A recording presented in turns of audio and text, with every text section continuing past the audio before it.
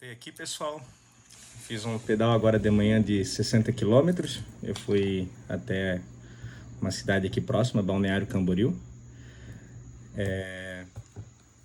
Pedalzinho gostoso de fazer, litoral, né? Então, tu pedala ali 70% do trecho em calçadão frente mar. Gatoradezinho para repor as energias.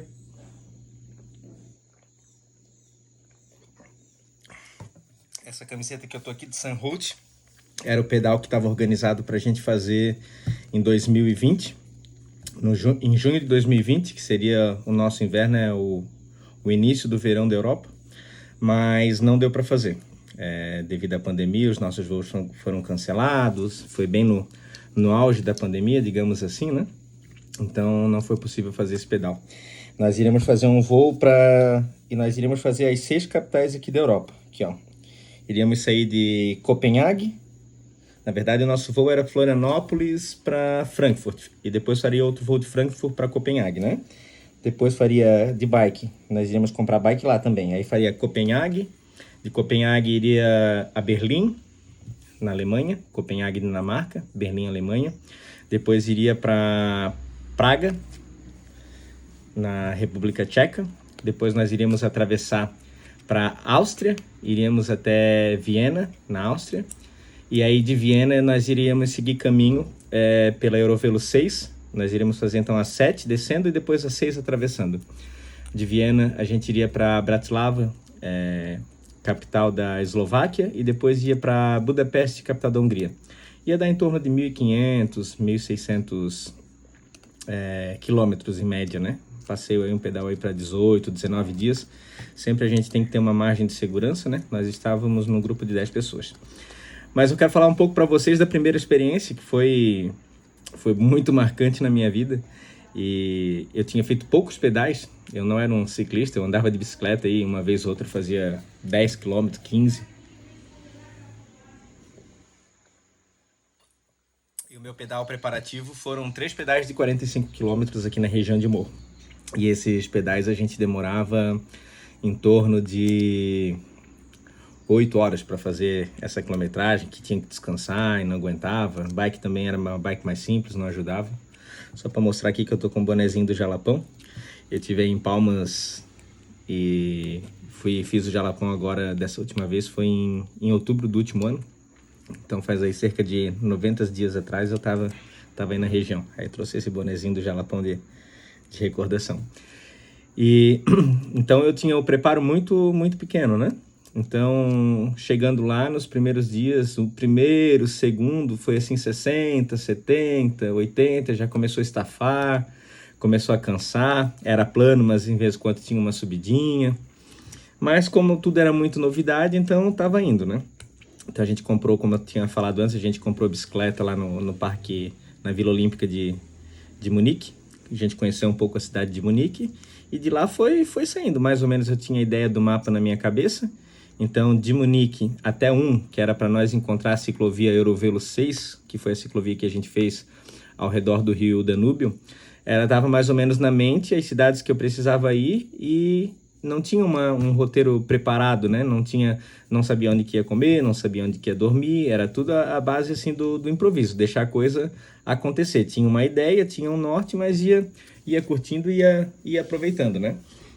Nós não tínhamos alforge, como hoje a gente já tem uns alforge. Eu tenho 3 jogos de alforge, eu tenho um de 24 litros, um de 60 litros, e eu tenho um impermeável que é muito bom, são 2 de 20, né? Que hoje é o meu carro-chefe, é o suficiente para mim fazer uma trip aí de um mês até. É o suficiente, a gente consegue se adaptar, né? A gente leva em torno aí hoje de 10 quilos mais ou menos de equipamento, de roupa, né?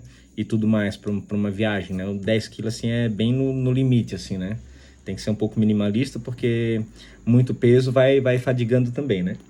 Então, quando nós chegamos que pegamos aí no terceiro dia, pegamos o Rio Danúbio, aí sim, é uma ciclovia autoguiada, você vai seguindo, vai descendo conforme a corrente do próprio rio, né? Que o Rio Danúbio, o início dele é mais ou menos na Holanda, se eu não estou equivocado. Não, minto. O Rio Danúbio é na Floresta Negra.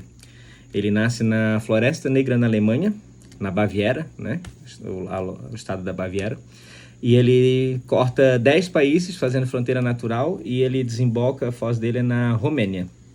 Então é um rio bem extenso, um rio navegável, um rio muito importante para a Europa, né? Muitas civilizações se desenvolveram, digamos assim, ao redor desse rio, né? Porque ele é um rio comercial, né? Então daí a gente foi seguindo, e aí quando chegou lá pelo 8º, 9º dia, eu já estava muito fadigado, estava muito cansado, pensando em desistir. E aí nesse dia choveu de manhã e a gente não pôde pedalar. Aí eu consegui dar uma descansada, me alimentei um pouco melhor. Foi um dia que eu descansei até as 11 da manhã. Dali meu corpo deu uma descansada e começou a conseguir fazer os pedais assim tranquilo. Então, se tivesse que rodar 80, 90, 100, a gente estava rodando bem tranquilo, 110. Chegamos a fazer dia de 147 quilômetros até nessa primeira trip, né? No último dia mesmo a gente fez 147 ou 127, eu não recordo bem, para chegar em Budapeste, né? E muitas coisas legais aconteceram na viagem, nós fomos muito bem recebidos, especialmente na Alemanha. O povo alemão é fantástico mesmo. E aconteceu alguns perrengues, mas Deus sempre colocou uma pessoa para ajudar a gente, mesmo que tinham pessoas que não falavam inglês, que não conseguiam se comunicar. Na época também o meu inglês não era aquilo tudo, era só para quebrar um galho, né? Mas a gente conseguiu se virar e pessoas foram aparecendo no caminho para ajudar. A bicicleta que quebrou, tive que empurrar 27 quilômetros num dia, sol de 34, 35 graus. Atravessei de um país para outro empurrando, mas estava ótimo, estava muito contente. Estava fazendo algo que eu estava gostando muito e não era por causa de um imprevisto, de um perrengue, de um sofrimento físico que eu ia desistir da viagem ou ia reclamar. Então eu coloquei na minha cabeça que era muito melhor eu estar lá empurrando 27 quilômetros a bike naquele sol do que eu estar aqui no meu país trabalhando normalmente. Então eu estava curtindo a viagem, né? Estava usufruindo daquele momento que era muito importante, né?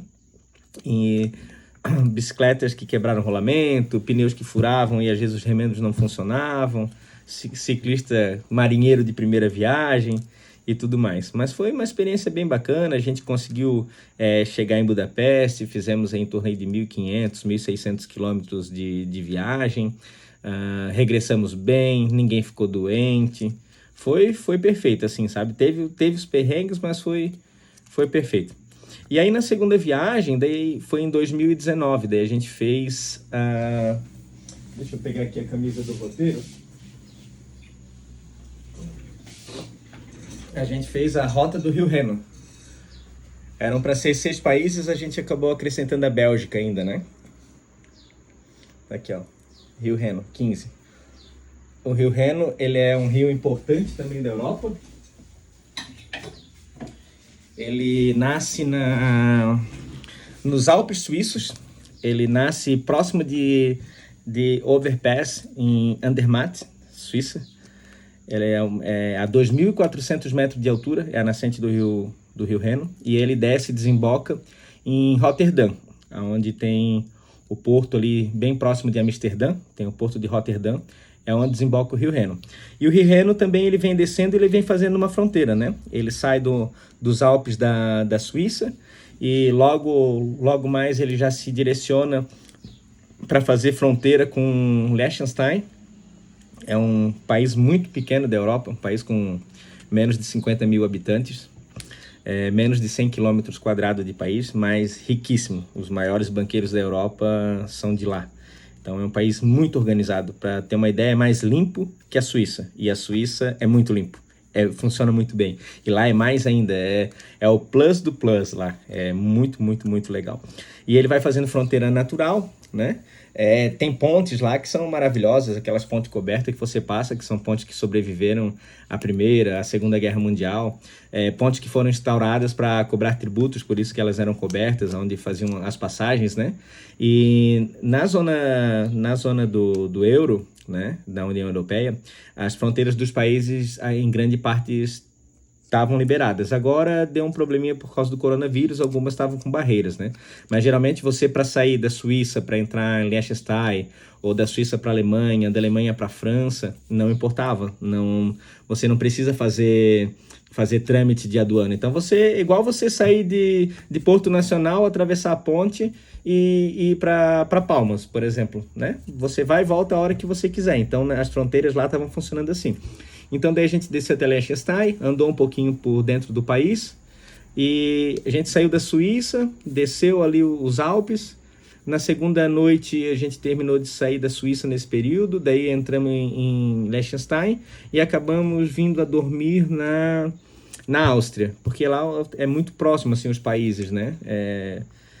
Existiu dias, por exemplo, não foi só um, por exemplo, teve dia que a gente acordou na Alemanha, lá no Lago de Constança, onde faz uma divisa natural, tem um lago que faz Suíça, Áustria e Alemanha. Então, cada margem do lago é um país, né? Então, nós dormimos na Alemanha, tomamos café na Alemanha, nós saímos, almoçamos na Suíça e depois, isso era em Basileia, onde tem um pouquinho antes da Cataratas do Rio Reno, em Schaffhausen, Cantão de Schaffhausen, e depois nós acabamos dormindo e jantando na França. Então, café da manhã na Alemanha, almoço na Suíça e janta na França. Então, é uma experiência cultural, gastronômica incrível, né?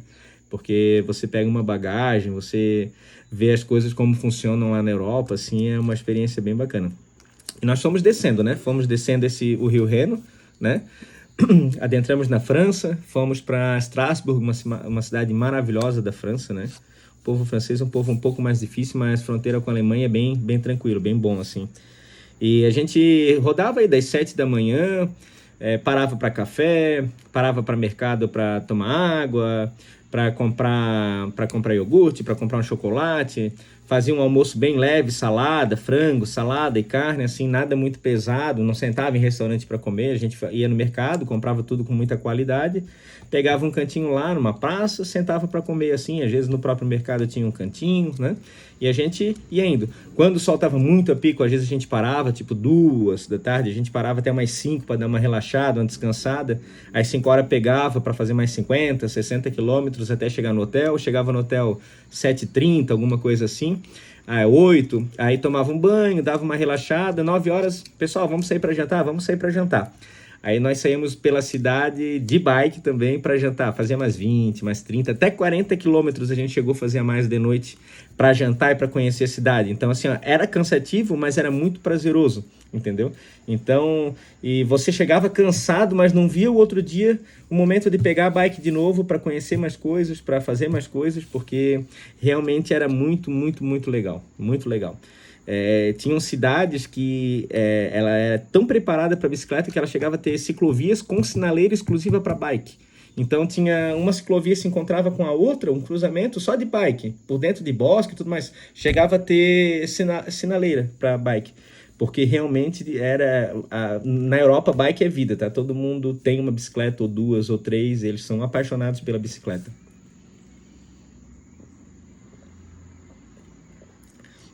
E nós passamos em cidades grandiosas, cidades importantes, né? Na Alemanha mesmo a gente passou por Constança, passou por Main, por Mannheim, Main onde foi fundada a Mercedes-Benz, né? Um dos automóveis também foi inventado lá, antes de ser linha de produção, né? Passamos por Heidelberg, nós passamos bem do ladinho lá de Hockenheim, nós passamos na cidade onde é o Bayer Leverkusen, no campo de futebol, também o pessoal visitou. Depois eu vou enviar umas fotos ali para vocês das viagens, vou separar o que é de uma ou de outra, né? Hockenheim, a gente conheceu um brasileiro lá, o Eduardo, muito bacana, um cara bem bacana, a gente teve um certo contato assim, foi bem legal. E Colônia, na Alemanha, é uma cidade maravilhosa, linda demais, linda. Düsseldorf, na Alemanha, uma cidade maravilhosa. Depois aí entramos então nós saímos da Suíça, passamos por Liechtenstein, fomos um pouquinho para a Áustria, aí ficamos revezando Alemanha, Suíça, França, Alemanha, França. Aí às vezes a gente andava nos canais lá que ao redor do Rio Reno foram criados canais na Segunda Guerra Mundial, então existia aqueles bunkers ainda, resquícios da Segunda Guerra Mundial. E aí, então, às vezes, tu andava de manhã, tu andava na França, à tarde tu andava na Alemanha, né?